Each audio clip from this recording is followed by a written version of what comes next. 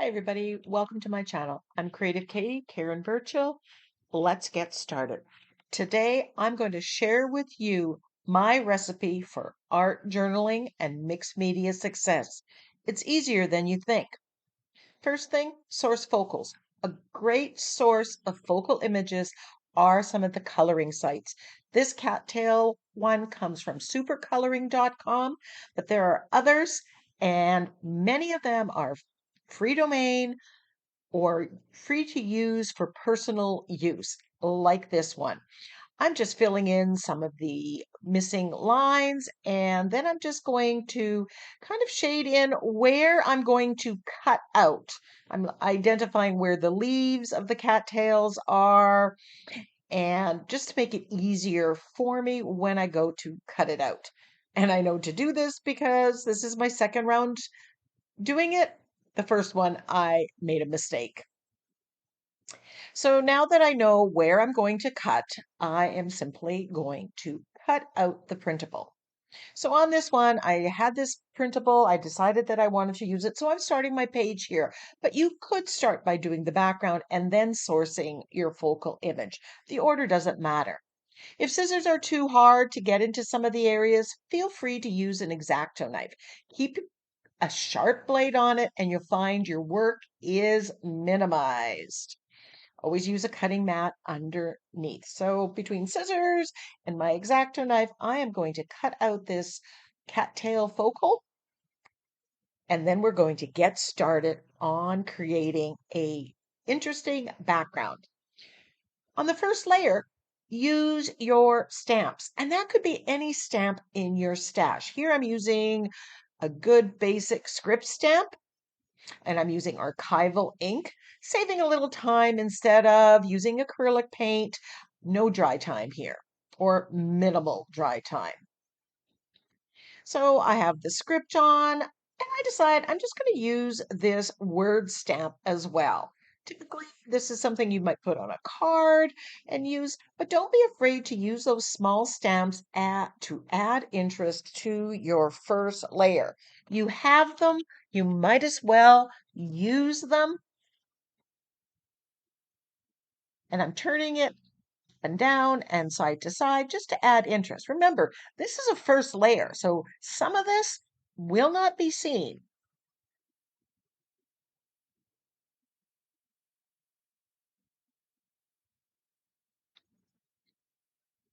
The next hint, pick a winning color combo.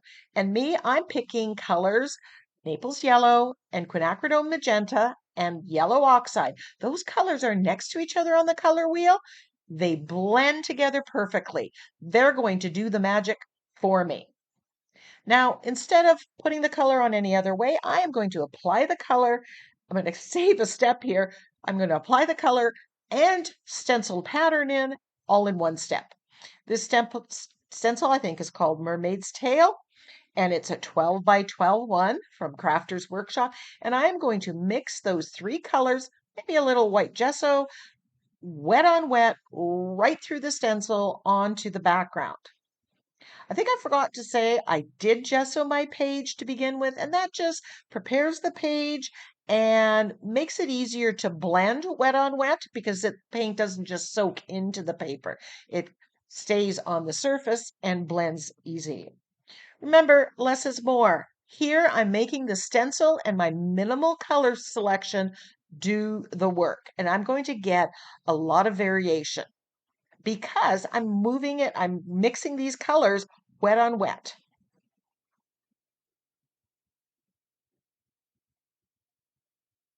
You don't need to have a lot of stencils on one page. You can just use one and really maximize its effect. Here, I've just decided, the stencil is moving a little bit and I'm just going to help myself out. I'm just going to tape it down. Do whatever works to help you do a better job.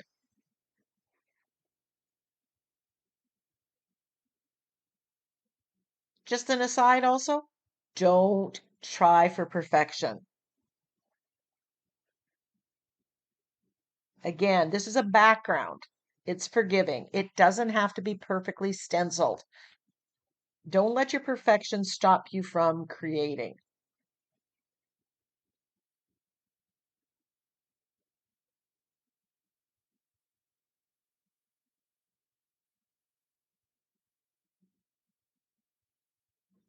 I do dry between layers. Here I'm just edging with the makeup sponge and some of that quinacridone magenta orange mix. It's on the sponge, you might as well use it up.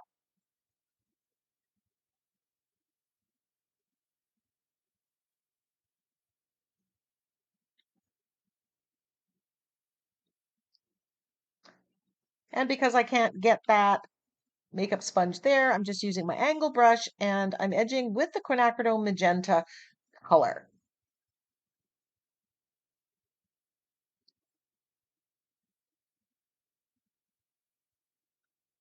And I'm doing it at this stage because that's when I have the wet paint on my palette. If I wait till the end, that might dry. So I just want to use what I have up. So now I am putting the focal on and seeing what I have. And I like the color combo and the mix here. Use your stash. I have a bunch of colored coffee filters that I did in a stash builder. I'll link that video, but you've got to use them. We don't make them to store them, we make them to use them. And so you're going to see me using these coffee filters frequently now because I'm determined to use what's in my stash. And here, audition your options. Does the yellow one work? Does the blue one work? Which one gives me the look that I want? So here's option number one with the blue, with the yellow, or without any. Take a picture, then look at the pictures and make your decision. Don't overthink. Don't get caught in overthinking things. Act quickly. Make a decision. So here I'm auditioning again the sentiments. I'm trying to find the right place. I'm trying to pick a sentiment that kind of goes with the focal image, although this is a pretty generic focal image, anything. This one comes from my Courage sentiment pack, which FYI, all my sentiment packs are digitals that you can purchase at NINNYSNAPKINS.com. There is a coupon code in the description box. So go check it out. I decide to go with this one. And now that I've made the decision about where and what's going on my page, I'm just going to glue everything down with my fluid matte medium.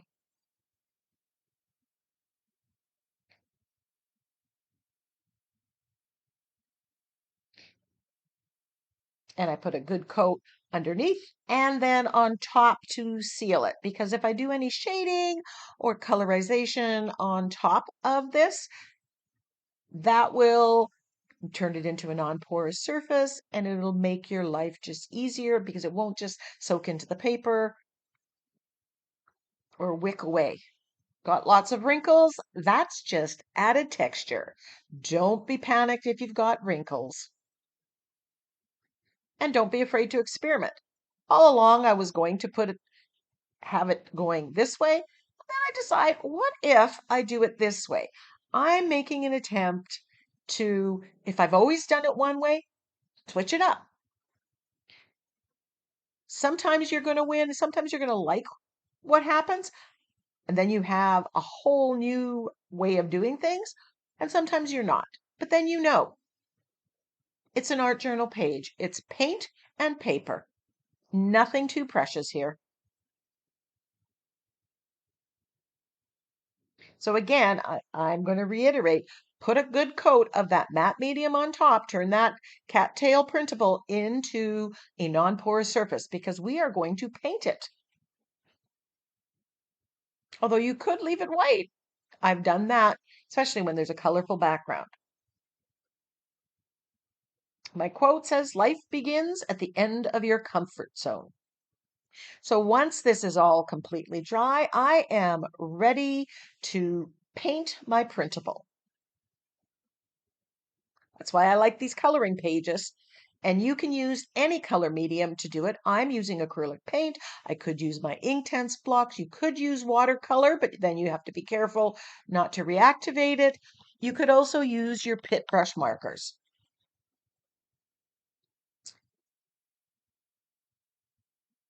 I'm putting a combination of whatever color this is, it'll come to me, and burnt sienna and white gesso. So I'm building more than one color together, and that's just giving me more interest as I paint. Avoid just using one straight up color. You'll get a lot more interesting colors if you do your own mixing. Painting the cattails.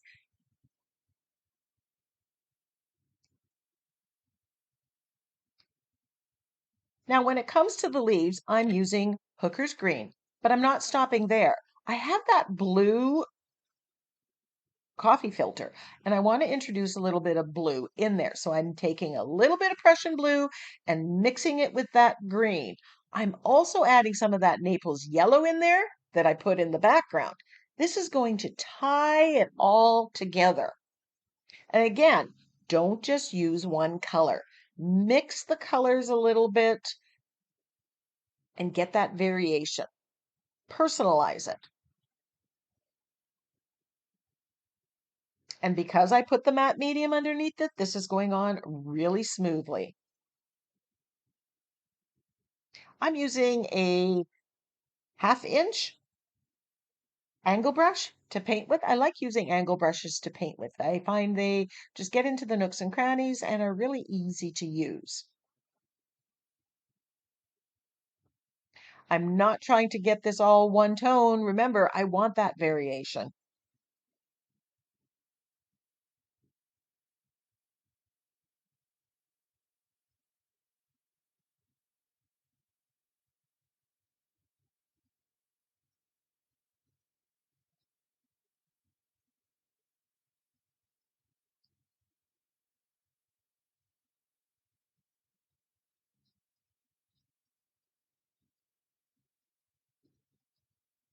Just work your way around little by little, one step at a time.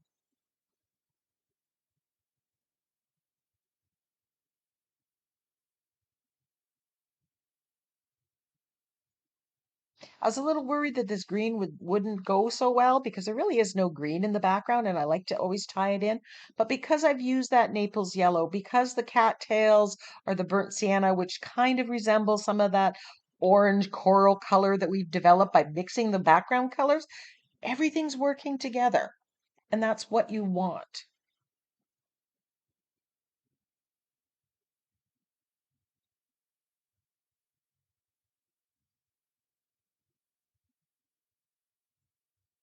So once I get this green down, I do dry it. I do dry between layers. I just typically turn off the camera at that point because who wants to watch paint dry? So here I'm adding a little bit more of that Naples yellow on top just to tie it into the background and build some variation.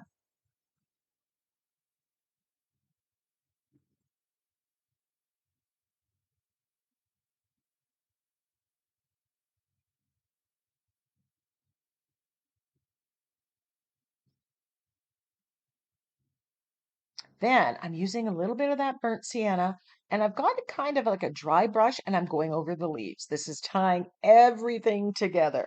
This made me so happy when this worked out.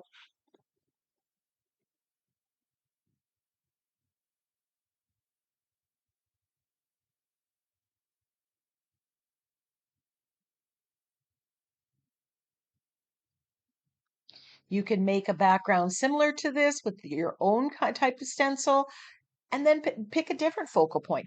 Follow the steps, but use what you have. Now I'm edging my page with black. This is really important. It frames the page, and this is starting the finishing process. I am always walking that edge.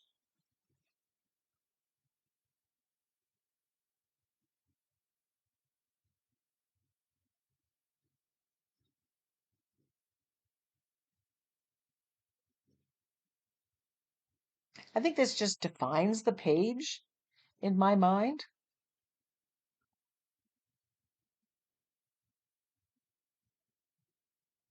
and often is the first step in the finishing process.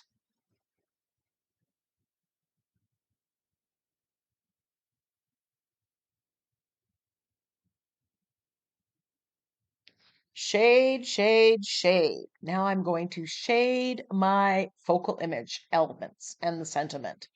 This takes it from okay to wow.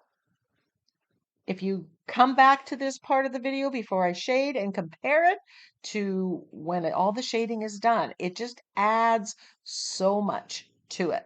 I will link the video where I teach this shading technique that I am using. It's called floating acrylic. I learned it when I did folk art painting.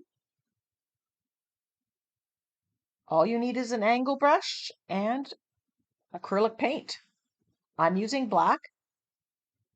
Most of the time I use black. The shading and then highlighting, which is using a lighter color, just makes the focal image stand out. So here I'm putting it on the cattails, and I'll go around and I'll be doing all the leaves and around the circular, the coffee filter element.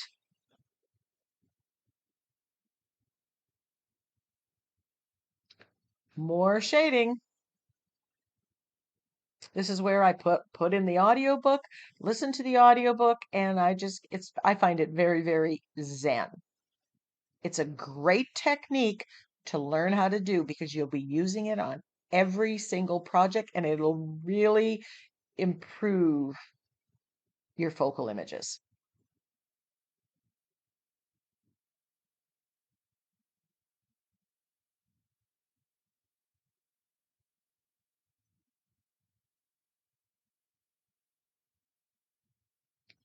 I'm just using a smaller brush and I'm painting the stem of the cattails.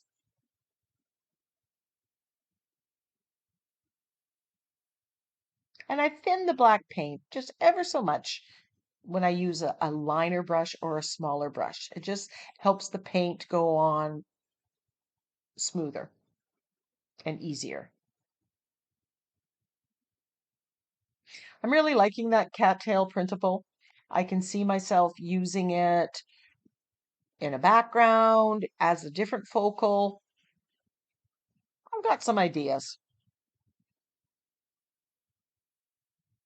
I keep my printables. I typically print out one or two sizes of it or one size and it goes into my binder. And then when I flip through, looking for a focal image, it's all ready to go. Here I'm just shading around the sentiment to make it stand out. So my focal image here is actually comprised of the coffee filter, the sentiment, and the cattails.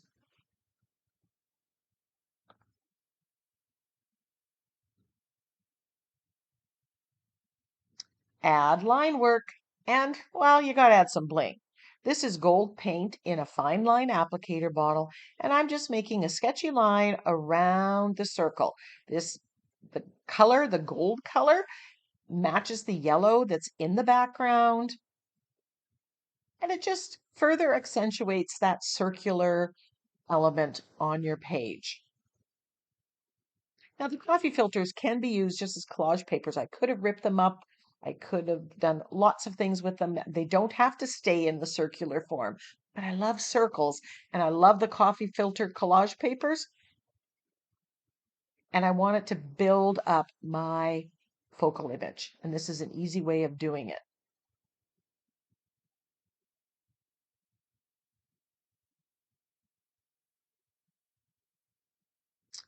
To get the tape off, if you heat it up, the adhesive loosens and you don't pull off paper or as much of the paper. There's my nice clean straight edge. And there we have the finished page.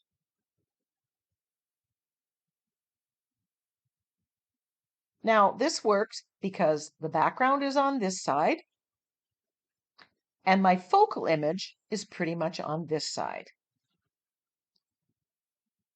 And when you have colors that are across the color wheel from each other, that's always a winning combo. But we're not done. Here's another tip. Waste not, want not. I ended up with a lot of paint or some paint still on my palette. So I grabbed this little book. Each side is about the size of an ATC, 2.5 by 3.5. There is some modeling paste that I had used up from a previous project on there. And now I'm just going to take that Naples yellow and the burnt sienna and apply the color right to this gessoed page that has this modeling paste on it. Don't waste your paint. It can be the beginning of another page. I'm just using these tags that were sitting around so I don't get paint on the other pages that are there. Just trying to keep it clean, although I am a very messy creator. And I'm adding a little white gesso.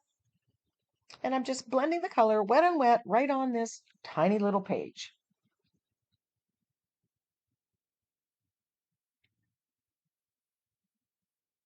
ATCs or index cards. Sometimes you don't have a lot of paint, so they're great ways, or tags, great to put that color on, that little extra modeling paste, use it up, put it on there, and then you have something at the ready that you can put on an art journal page or turn into an art journal like this one. Now, I had a lot of paint. I actually had an accident. Lots of paint went off. So I grabbed my brayer and another book, and I'm just brayering that Naples yellow on. I am not wasting that. So this page will be there, and I can add additional layers at another time. So I'll just have a couple extra books ready to go to use up whatever leftovers you have at the end of a creative session. So back to this book, I'm putting a little black acrylic paint on the Ranger blending foam and rubbing it on top of where that modeling paste was. I want to bring out that pattern and that texture. I want it to show up. So I'm just rubbing ever so lightly there just to bring that out. And then I'm going to edge the page. Like I said, I edge every page. I've got the black paint on the blending foam. I'm just going to turn this around.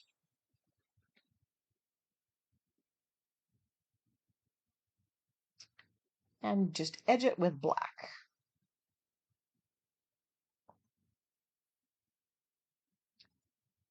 I wanted a little bit more of that chicken wire reversed stenciling, so I grabbed that stencil that I had used for the modeling paste, and then I'm just stenciling with black acrylic paint on my blending foam just to add a little more contrast and interest.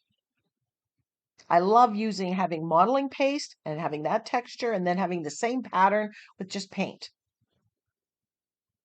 So there we have a very simple background very, very quickly using leftovers. I decided I wanted to add script, so I'm putting some black acrylic paint on my script stamp and stamping. And again, I'm not too worried about making it a perfect stamp at all. This is background.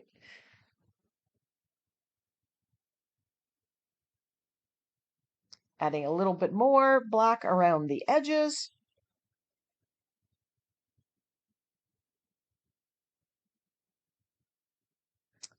And looked at my stash, found the bee, so then I went to my Choosing Joy sentiment pack. It's my word of 2024, and I found the one that says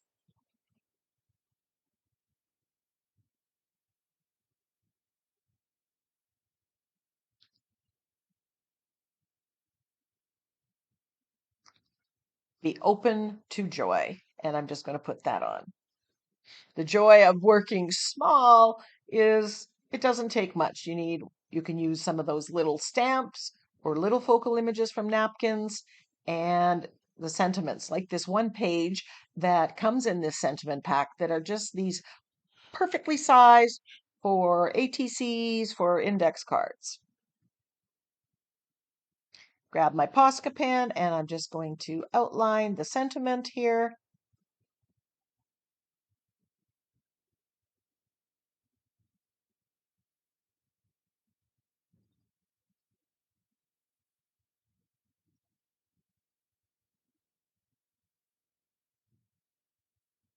And just do some sketchy lines around.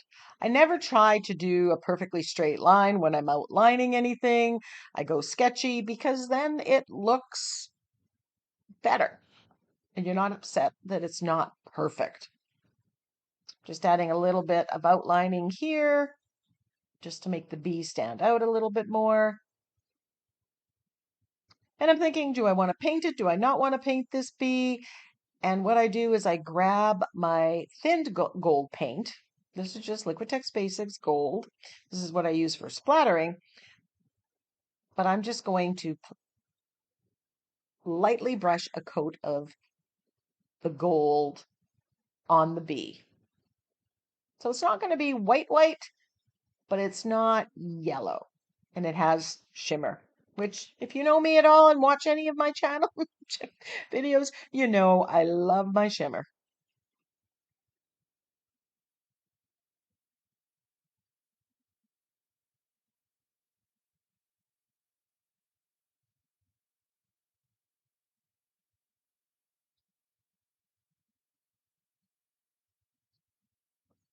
And then I couldn't stop myself. I splatter.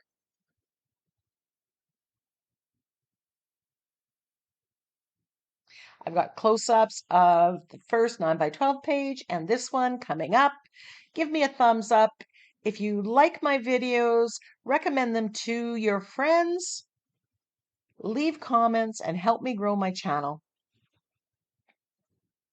Be open to joy.